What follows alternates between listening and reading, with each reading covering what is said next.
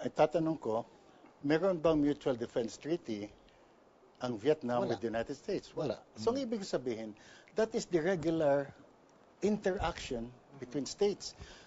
Yung sabi nga ni si Lord Palmerston, a state has no permanent friends or permanent enemies, only permanent interests. So, pwede kang maglalaro dyan. So, that is, I'm glad you raised that point of Vietnam. Because tingnan mo, ang Vietnam, my God, yung US intervention in Vietnam before. Pero as you said, kumikili ngayon sa US, no. Kung tama ang sitwasyon, kahit kanino ka pwede kumiling. Now, may narinig pa po akong ehemplo dyan. Yung Korean example. Ginagawa ng South Korea, yung tropang Amerikano na tripwire. Huwag kayong aalis sa pagitan namin para pag sinugod kami, kasama kayo sa gulo. Pwede bang i-adapt ng Pilipinas yan?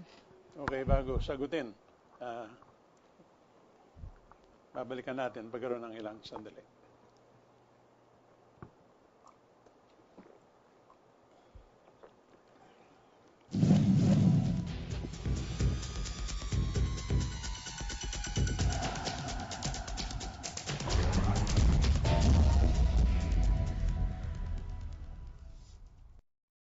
Chismis, may TV si Mang Ben. Tama na ang chismis. Pag nag-toast, TV nagagamot. Anak na buwang gamutan, tutok sa pag-inom. Araw-araw. At healthy lifestyle, ipailan.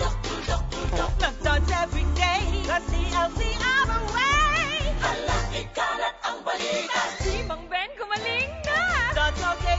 Itinatag ang Montreal Protocol upang pangalagaan ang ozone layer. Ito'y naging matagumpay dahil sa pagtutulungan ng mga bansa. Ngunit marami pa rin gumagamit ng mga aircon na mayroong HCFC o hydrochlorofluorocarbons dito sa Pilipinas. Tayo nagtumulong sa pagbawas ng masamang kemikal na ito. Pumili ng HCFC-free air conditioners. Ito'y mabuti sa kapaligiran at mas matipid pa sa kuryente. HCFC-free air conditioners. Mas magaang sa planeta, mas magaang pa sa bulsa.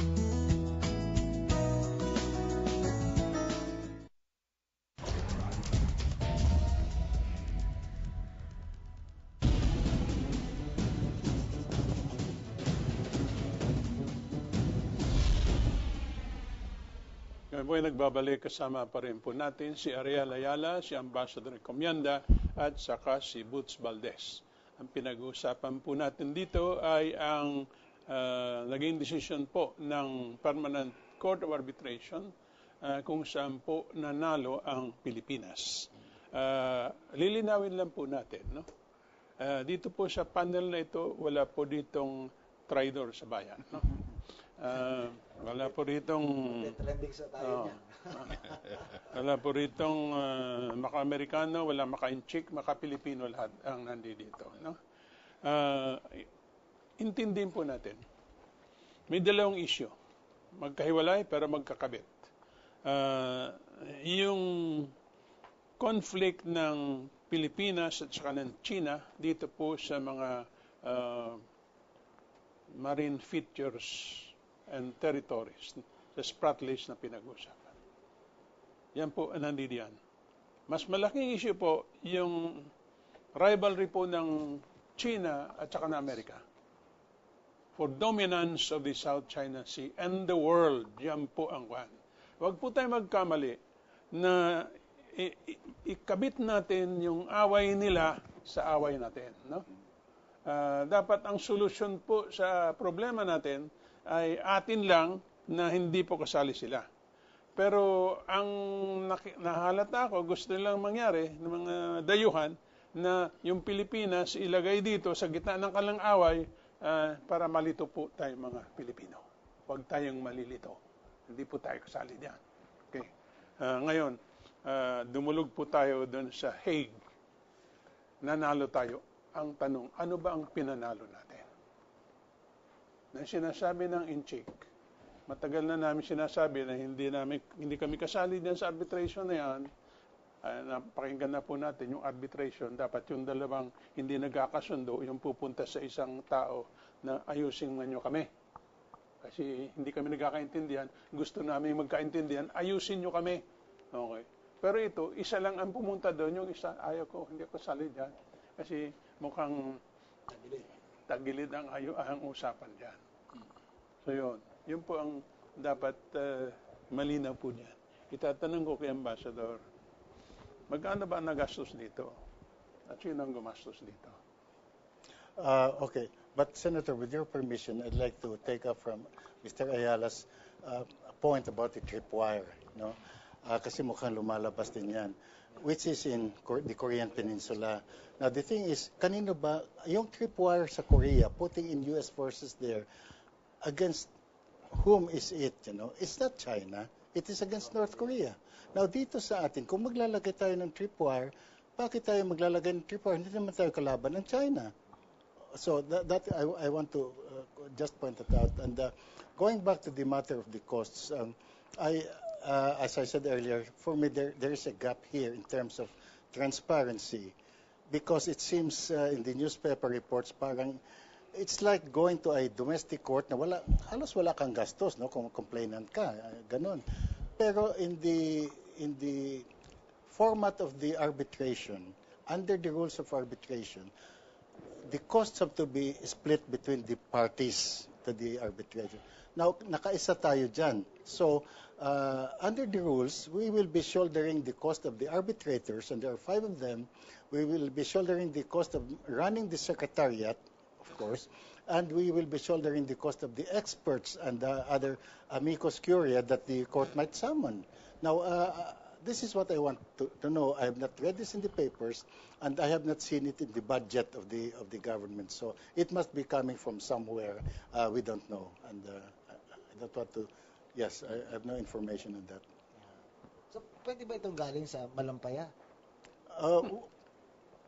Of course, wala akong direct information about that, but from the scuttlebutt around is a lot of the expenses, including the internal propaganda natin, which is malakas, doon daw yan napupunta sa Malampaya funds. Now, I don't know. Maybe that is something the media should bring out, you know, as to where are we getting the money to spend for this thing. Isang bagay lang.